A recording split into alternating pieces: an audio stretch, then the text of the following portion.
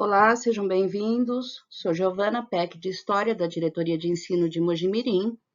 Talvez alguns me conheçam, muitos imagino, visto que nos anos anteriores, dado o modelo que tínhamos de ATPC, com uma responsabilidade também da Diretoria de Ensino, desenvolvíamos ATPCs voltadas à área de humanas, que eram disponibilizadas através do canal da diretoria no YouTube. Como é de conhecimento de vocês, é da ciência de vocês, esse ano foi realizada uma reformulação e não compete mais à diretoria de ensino esse espaço em ATPC. Mas é essencial que garantamos esses encontros formativos, essa proposta de reflexão, esse modelo dialógico, né, com o pessoal de humanas, para que, dentro de determinados contextos, dentro da educação, possamos estar refletindo juntos, pensando juntos e, mediante a prova paulista, a aplicação da prova paulista, e esse é um dos objetivos desse encontro, a gente possa pensar um pouco nesses resultados que tivemos em história e pontuar algumas ações interventivas possíveis mediante a qualidade, né, dessa avaliação como parâmetro para avaliarmos aquilo que ocorre no processo de ensino-aprendizagem dentro da escola. Eu quero estabelecer esse diálogo não tão somente com os professores de história, mas estender esse convite também aos professores de anos iniciais e também aos professores coordenadores pedagógicos, os coordenadores de gestão pedagógica, para que possamos pensar nesses resultados e abalizar um pouco o nosso trabalho daqui em diante.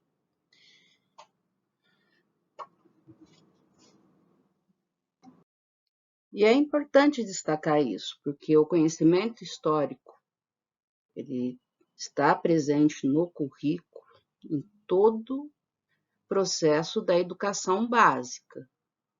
Nós temos esse início, esse momento precursor, que é o encontrado nos anos iniciais, incluindo até o deslocamento de certos conteúdos que eram próprios dos anos finais, esse deslocamento para os anos iniciais. Então, é importante para o professor especialista em história, para o professor de anos iniciais, para o coordenador de gestão pedagógica, conhecer esse processo, como ele é construído, esse conhecimento histórico. Compete também salientar que estou lidando com dados gerais da nossa diretoria. Eu pego como referência as 13 escolas de anos iniciais que realizaram essa prova paulista e estendo um pouquinho a discussão para o sexto ano. Enfim, estamos concentrados nesse momento no ciclo intermediário, tá? Mas eu tenho resultados gerais que, lógico, que cabe a cada escola analisar seu resultado de forma específica, como foi o comportamento do aluno mediante cada descritor, cada habilidade envolvida nos itens que foram elencados na prova paulista. Dentro desse processo, então, eu quero mostrar para vocês, tendo como referência, tá? Tendo como database de resultados retirados do site Escola Total, da prova paulista, o dia 15. Já tivemos 2 atualizações desses resultados, uma no dia 20 e outra no dia 25. Eu mantenho esses resultados porque não está havendo discrepância dentre aquilo que foi apresentado no dia 15 e aquilo que é apresentado atualmente na última atualização, database 25. Não há tanta discrepância nesses resultados, então é passível de análise e observação. Nos anos iniciais, os alunos envolvidos na prova paulista foram os alunos dos quintos anos. Na disciplina de História, a média de acertos que tivemos foi de 51%, 52% praticamente por cento. Em comparativo com a última prova, nós tivemos um decréscimo, né, porque há uma avaliação qualitativa mediante comparativo do ano anterior, da última AP realizada, segundo o informe da SEDUC, no qual se faz uma verificação dessa aprendizagem. Fruto de uma análise, então, baseada naquilo que é apontado para vocês, e vocês têm o resultado da escola, está disponível para esse estudo, o formato que se configura é de apresentação da descrição dessa habilidade, os chamados descritores, lembrando que os descritores são aqueles elementos que descrevem as habilidades trabalhadas nas avaliações externas. Então, há um processo aqui concomitante, tá? Que não pode ser até considerado uma questão de semântica, mas o descritor é a transcrição do que é a habilidade envolvida dentro dessa avaliação de cada item construído.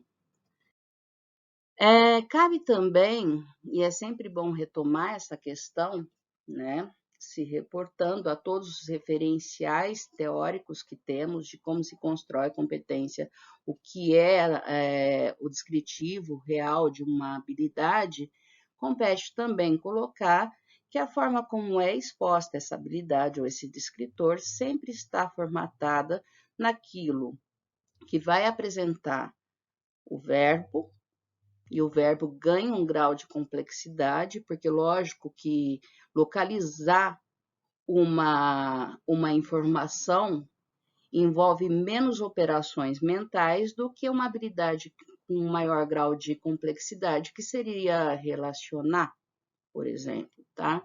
Então, esse verbo, ele vai explicitar esse processo cognitivo que está envolvido nessa habilidade. Nesse caso de exemplo que eu coloco, temos aqui a habilidade de diferenciar escravidão, servidão e trabalho livre no mundo antigo.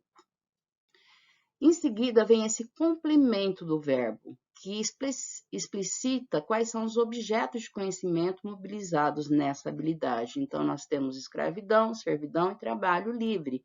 E aquela especificidade que é dada pelos modificadores dos verbos ou do complemento desses verbos, que vão explicitar o contexto dessa aprendizagem esperada. A habilidade, ela sempre vai estar apresentada, primeiramente, delimitando qual o ciclo envolvido.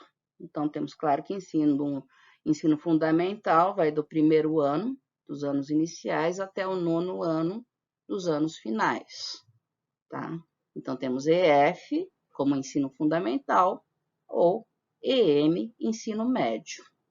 Os números que seguem se reportam aos anos séries envolvidas. Nós teremos habilidades que são específicas de determinado ano, poderia estar mostrado aqui, por exemplo, como 07, então é uma habilidade específica do sétimo ano, ou nesse caso que está sendo utilizado como exemplo, 6-7 é uma habilidade presente tanto no sexto quanto no sétimo ano.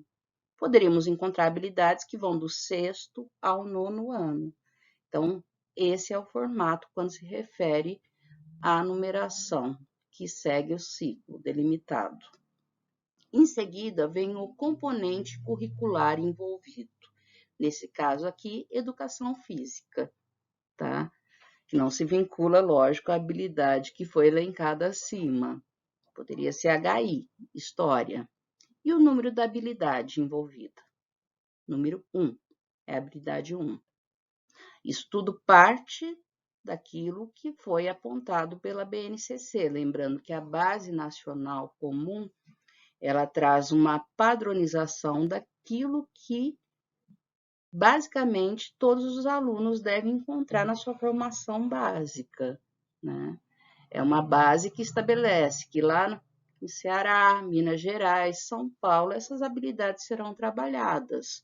Nós encontraremos incrementos, diferenciações na apresentação dessas habilidades no currículo do Estado de São Paulo. Por exemplo, uma habilidade que se considera que pode ser ampliada. Ela pode ser desmembrada, na verdade, se transformar em duas habilidades apresentadas no currículo, a gente vai encontrar logo após o número da habilidade, letra A, letra B. Isso é só um desmembramento de uma habilidade tal qual apresentada na BNCC. E quando tem o asterisco, está indicando que essa habilidade ela foi acrescentada. Ela não existe na BNCC, mas mediante um estudo que foi feito pela SEDUC, optou-se por incluir essa habilidade. Nos anos iniciais, a gente já encontra essas inserções, né? E isso vai ser recorrente em vários ciclos. É bastante importante a gente fazer esse movimento de identificação, mesmo porque é algo que dá uma coerência ao trabalho realizado, né? Nós temos as habilidades que são elencadas para o primeiro bimestre. Nós temos um suporte, um subsídio que é oferecido pelo professor, que é encontrado nos cadernos do professor, nos cadernos do aluno, nas situações de aprendizagem, ou até mesmo no PNLD, que se reportam a essas habilidades elencadas, né? E quando passamos por uma avaliação externa, ao pressuposto de que está vinculado àquilo que realmente está presente, tanto em habilidades quanto nas situações de aprendizagem. É passível, então, de se ver essa coerência. Foi o primeiro processo de estudo que eu realizei, né, quando disponibilizado o resultado da prova paulista, para ver se havia essa coerência de fato dentre aquilo que foi cobrado e dentre aquilo que está presente no processo de ensino e aprendizagem. Na sequência, então, eu quero apresentar para vocês os resultados, lembrando data base, né, dia 15 de abril, e lembrando também que aqui eu tenho o perfil que é a média de todas as escolas de anos iniciais que são jurisdicionadas à diretoria de Mojimirim, tá? Para quem é de Mojimirim, para quem é de Mogi Guaçu, hoje a rede de anos iniciais, responsável pelos anos iniciais, é a rede municipal, mas nós temos escolas ainda da rede estadual, nos municípios de Itapira, uma escola, Águas de Lindóia, uma também, e o restante se distribuindo em Serra Negra e em Amparo, tá?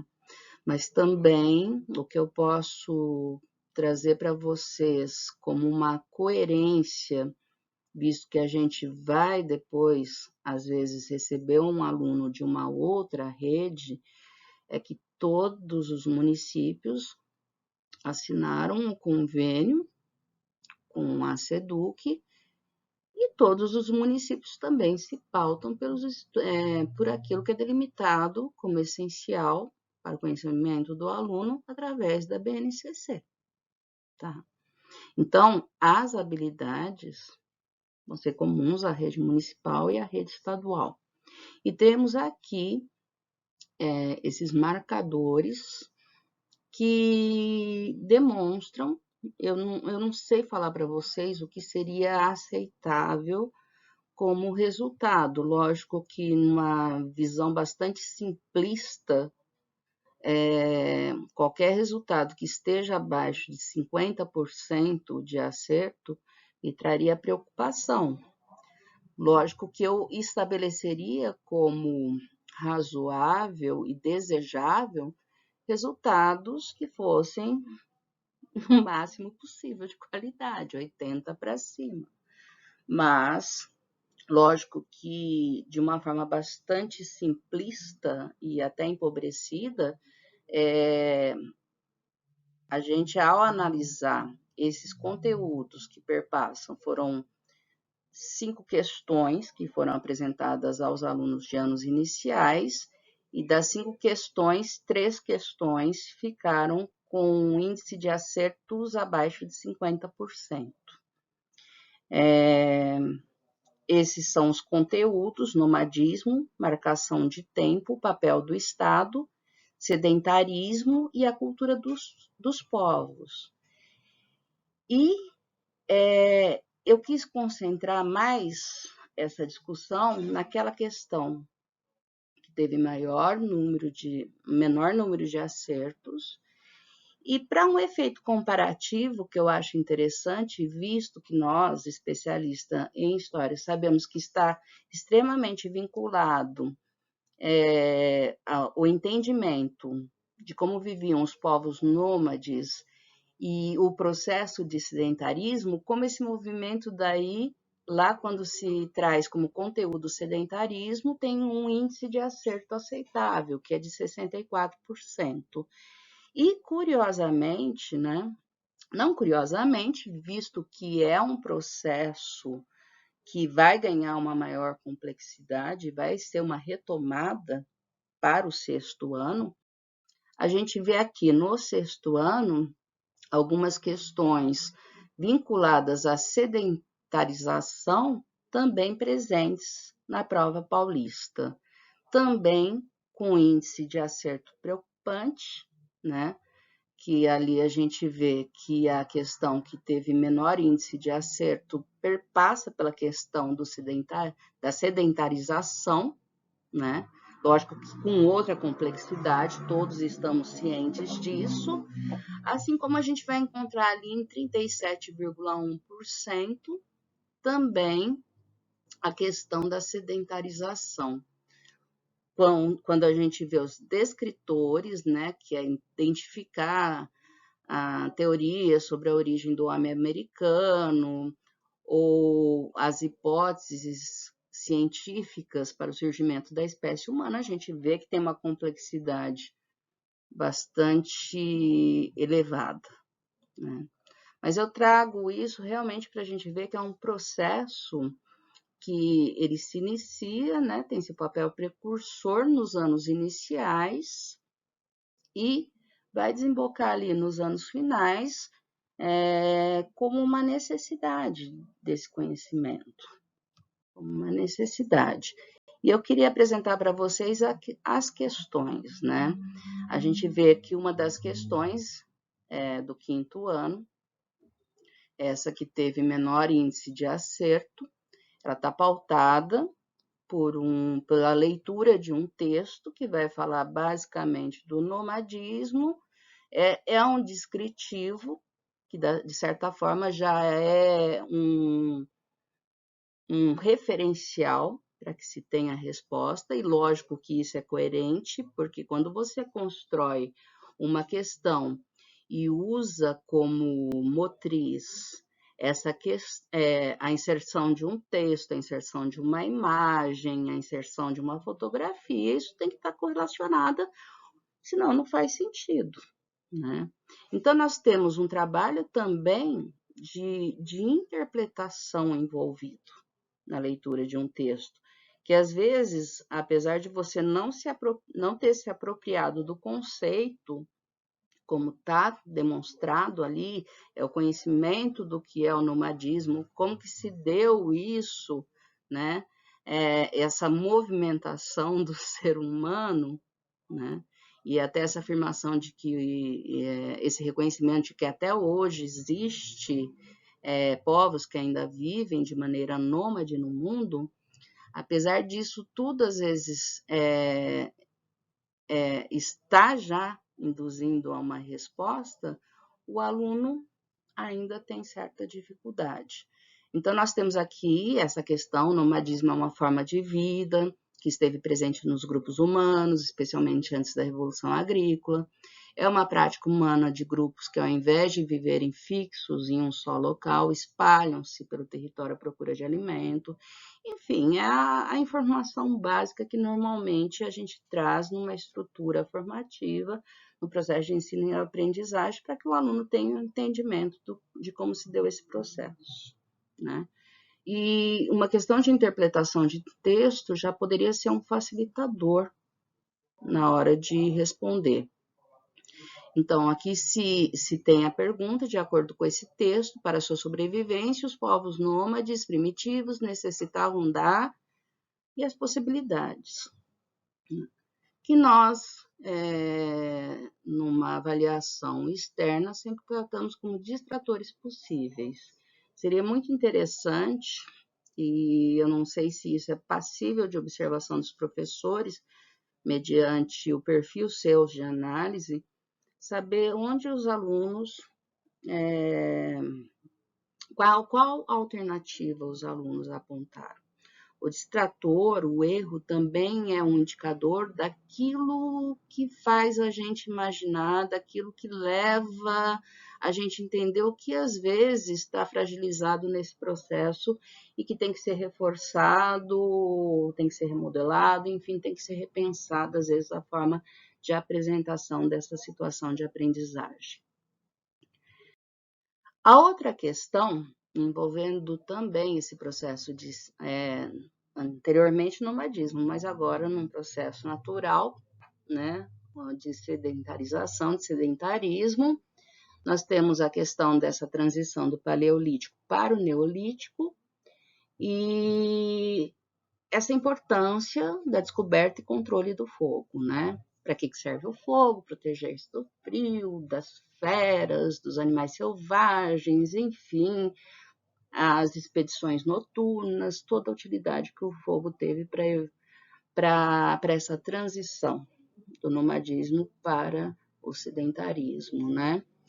E um índice de acerto que foi bastante apreciável, né? Com 65% praticamente de acertos dentre nossas escolas. Lógico que a formulação da pergunta nos faz pensar, criar hipóteses, né? É muito interessante esse jogo de criar hipóteses possíveis. E a imagem acaba sendo indutora. Ela é indutora da resposta correta, né? Se é algo que está explícito, então, dentre todas as alternativas que nos são colocadas, e dentro daquilo que está escrito de forma bastante simplificada, né, uma leitura facilitada, é um texto fácil, né, para o nosso aluno, mas só a leitura da imagem seria indutora, conduziria o aluno à resposta correta, né? Porque ali não se vê uma situação de uma disputa, de um conflito, ou da necessidade de um líder, uma decisão coletiva. Eu poderia pensar numa plenária acontecendo ali naquele momento, mas a obviedade do texto e da imagem já fazem com que o aluno seja conduzido à questão do controle do fogo.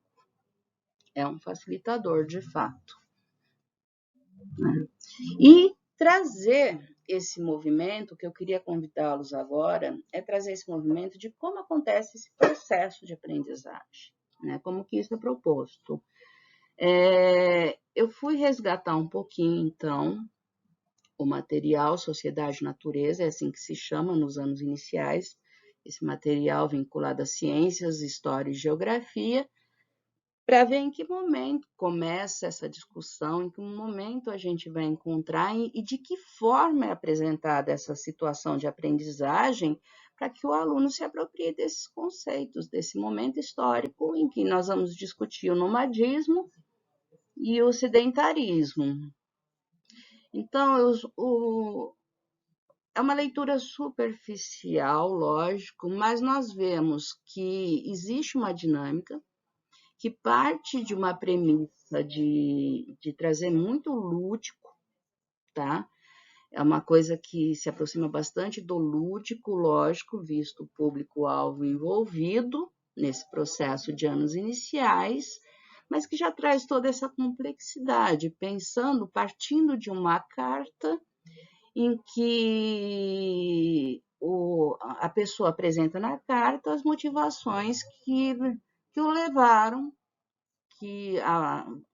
o escritor e a família a uma mudança de local. E são apresentadas essas condições, moradia, emprego, etc., como um fator de articulação, de vinculação com o sedentarismo, né? Eu me acomodarei aqui porque aqui eu encontro condições de sobrevivência, porque aqui eu tenho trabalho, porque aqui eu tenho moradia, porque aqui eu tenho o de comer, né? E daí vem falar desses movimentos migratórios. Movimentos migratórios, lógico, contextualizados com movimentos típicos da atualidade, que é dentro de outro conceito, lógico, mas já se reportando à antiguidade, a momentos da história em que o ser humano fazia migração por outros motivos, por outras razões, mas sempre com essa premissa, a questão da sobrevivência, né?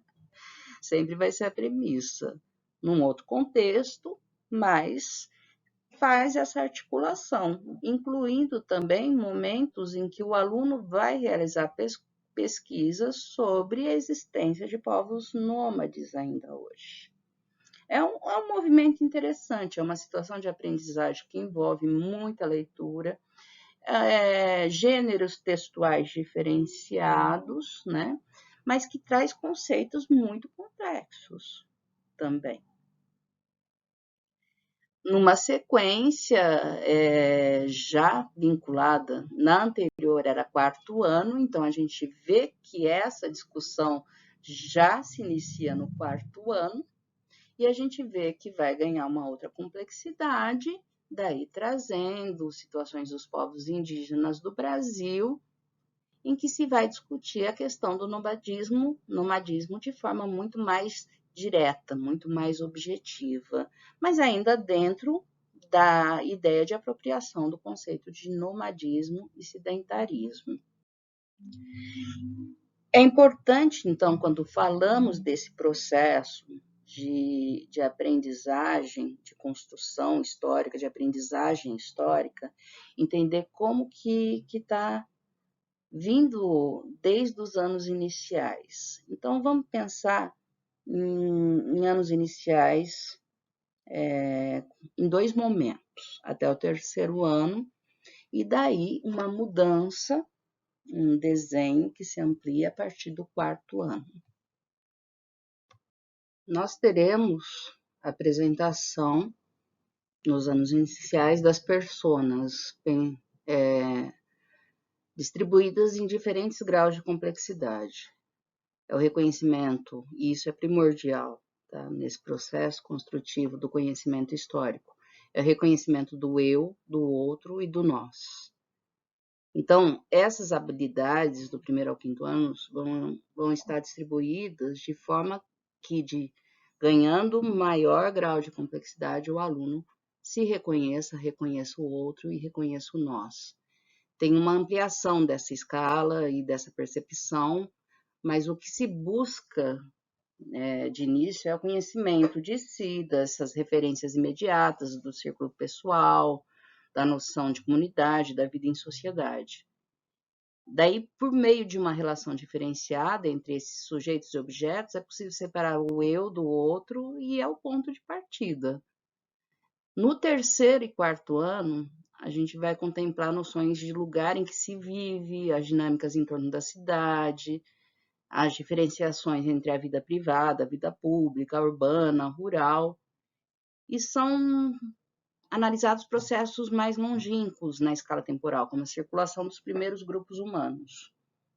Essa análise ela vai se ampliando até chegar no quinto ano, com ênfase em pensar essa diversidade dos povos e culturas e suas formas de organização. Aparece daí noção de cidadania, direitos, deveres, reconhecimento da diversidade, reconhecimento do outro, mas também do nós. Aquilo que estimula o convívio e o respeito entre os povos. Enfim, a percepção temporal, coisas que são caras e que são essenciais à disciplina de humanas, que é a diferenciação temporal, e também a apropriação da concepção de alteridades, permanências, rupturas, enfim, esse processo é essencial e se inicia lá nos anos iniciais. A gente teve uma alteração significativa, né, tendo em vista aquilo que tradicionalmente nós conhecíamos, aquilo que foi construído culturalmente, que é talvez a nossa vivência como professores e até alunos como fomos um dia, tá? Em que a história ela está se deslocando desse particular para o geral e da localidade onde vivemos para locais mais longínquos. Então, para ter essa noção entendida, por exemplo, de nomadismo e sedentarismo, é interessante a gente analisar lá nos materiais, nas situações de aprendizagens, dos primeiros anos dos pequenos, né, em que eles são convidados a pensar na sua família, no local onde vivem, por que vivem ali, por que decidiram habitar aquele município, onde trabalham.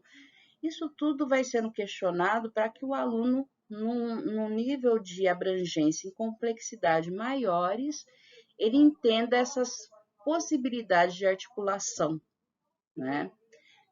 De conceitos muito mais complexos que vão ser trazidos nos anos finais do ensino fundamental. Isso diminui também o descompasso que existe, né, entre a aprendizagem que é dada nos anos iniciais e essa mudança que se configura quando o professor especialista daí passa a trabalhar o seu currículo. Então, temas que geralmente, tradicionalmente, eram trabalhados no sexto ano, migraram para o quarto e quinto anos, como o surgimento dos seres humanos e o nomadismo. E tendo esses pontos de partida, né, o tempo presente marcado por intensos e sucessivos movimentos migratórios. Outros objetos de conhecimento, como o aparecimento da escrita, da agricultura e de outras tecnologias, também pode garantir essa progressão e já estão lá, né, tendo anos iniciais como precursores dessa discussão. Então, é importante, quando eu convido os professores de anos iniciais, os professores especialistas em história, né, dos anos finais e do ensino médio, a gente se apropriar dessa concepção de currículo, desde os anos iniciais, como se configura, então, a aprendizagem de história, e convidá-los a se apropriarem integralmente desse material, pois uma leitura fragmentada, ela não torna a atividade significativa, assim como um recorte dessas atividades.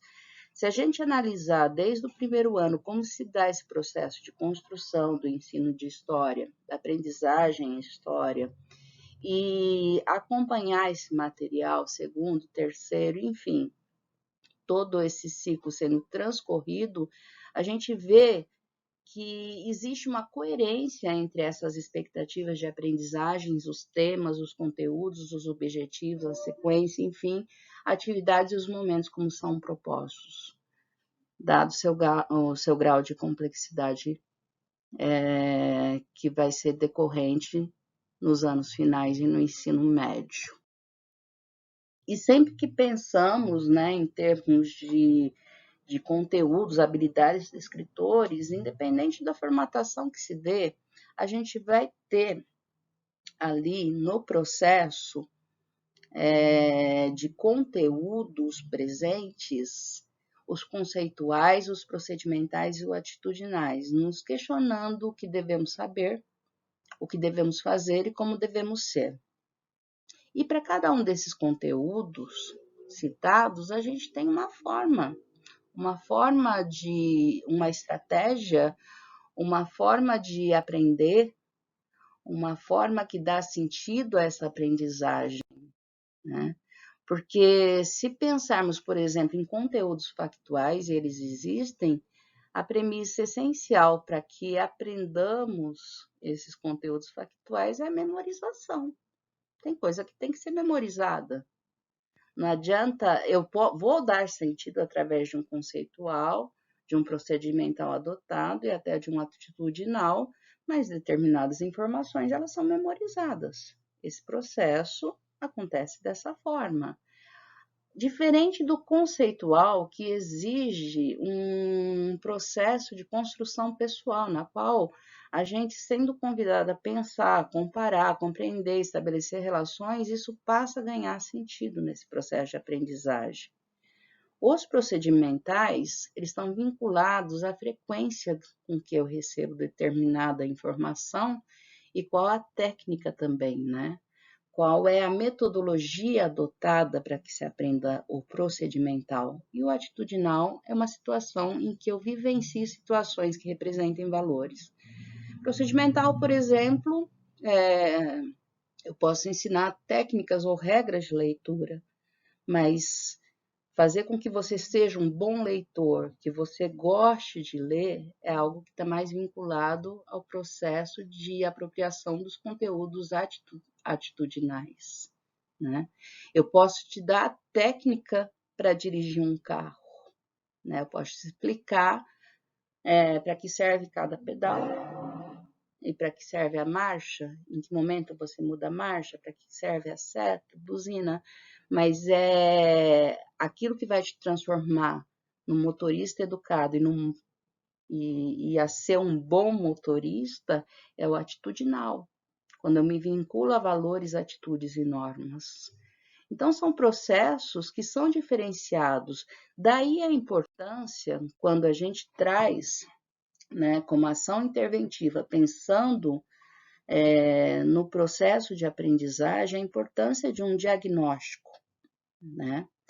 Mas a avaliação já não é um diagnóstico? É um diagnóstico, mas eu preciso entender o que aconteceu, né?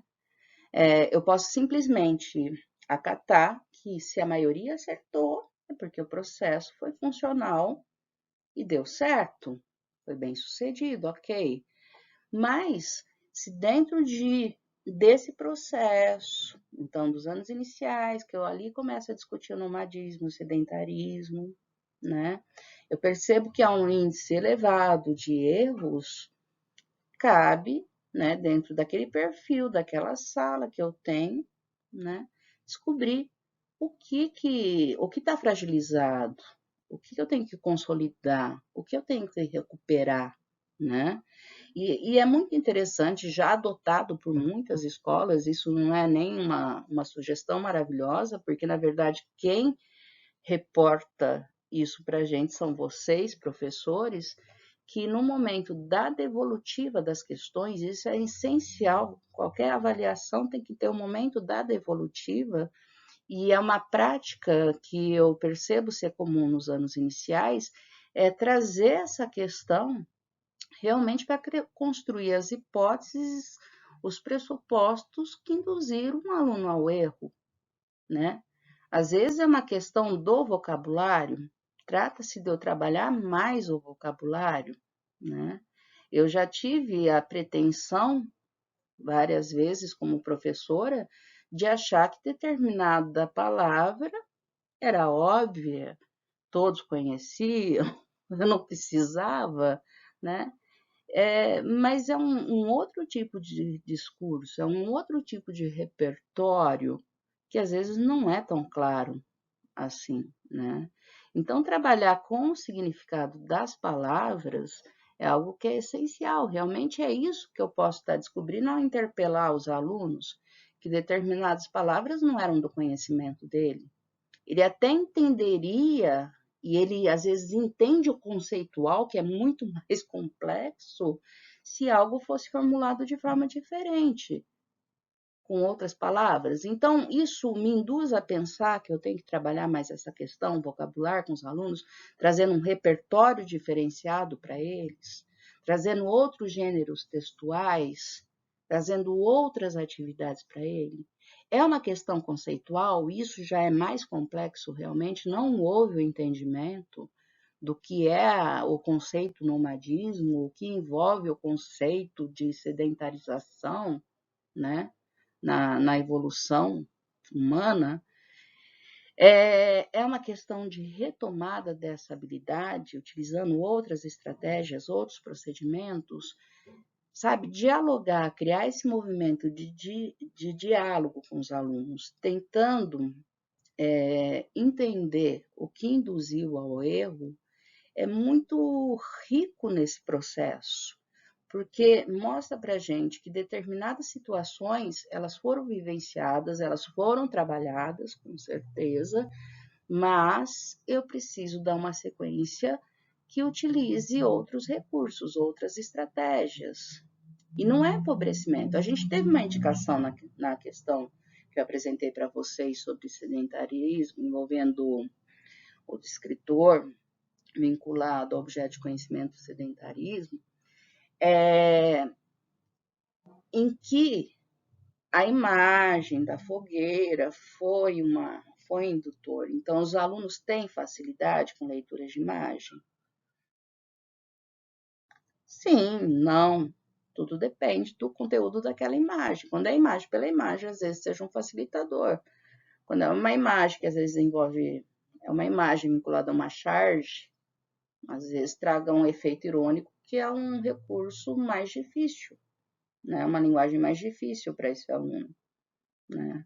Se ele não tiver um conhecimento prévio, às vezes, de um efeito de ironia ou de uma personagem ali, que dentro de um contexto já conhecido, normalmente a gente vai encontrar tirinhas que são muito conhecidas por eles, HQs que são muito conhecidas por eles. Então, aqui, se a pessoa antecipadamente não conhece essa tirinha, ela vai ter dificuldade, mas já existe esse pressuposto, esse conhecimento anterior e acaba sendo um facilitador, tá? Trabalhar a imagem não é fácil, não é fácil, mas às vezes para o aluno realmente ter consolidado determinada aprendizagem, se eu percebo que um conceito, né, não foi estabelecido ainda, não foi apropriado, e eu quero consolidar isso, eu posso usar como uma estratégia a utilização de imagens. Eu trago até algumas representativas, tá?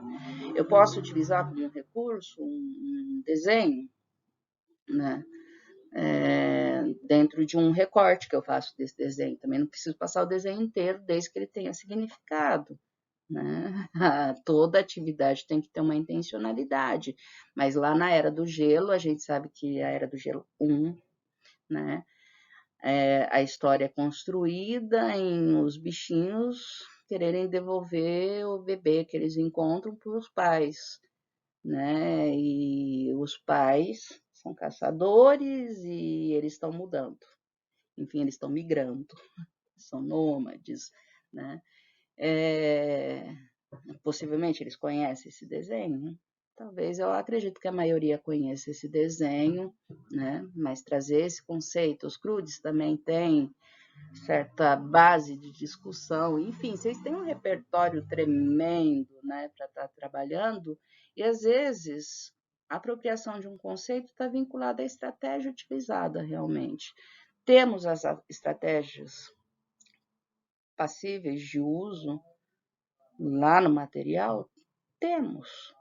Atende? Muito, muito. Se for realmente entendida e seguida, não de forma fragmentada, e eu falo isso não só no quinto ano, mas seguida desde o primeiro ano, naquela sequência, ganhando aquele grau de complexidade maior, nós temos isso. Mas às vezes nós temos que ter um suporte realmente para fortalecer esse entendimento, né, da atividade. E a ação interventiva, ela vai se tornar eficaz a partir do momento em que eu tenho entendimento do que levou o aluno a assinalar uma alternativa incorreta, né? Isso é extremamente importante, isso é essencial, né? Eu preciso ter claro, né, dentro de uma diversidade de uma sala que eu tenho com vários alunos, o que induz o aluno ao erro.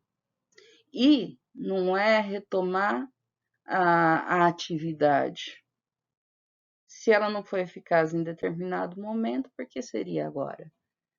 Então, não tem sentido eu dar uma retomada, volto para aquela atividade, a gente não falou tal, é apresentar de forma diferenciada para que o aluno se aproprie desse conceito, né? E até, às vezes, retomar aquela questão realmente como ela é apresentada lá no currículo dos anos iniciais, primeiro, segundo, terceiro ano, né? Eles entenderem essa questão de fixação no local, né, de sedentarização, aquilo que atende às minhas necessidades básicas. Eu paro por quê? Né? Por que eu consigo me fixar em determinado lugar?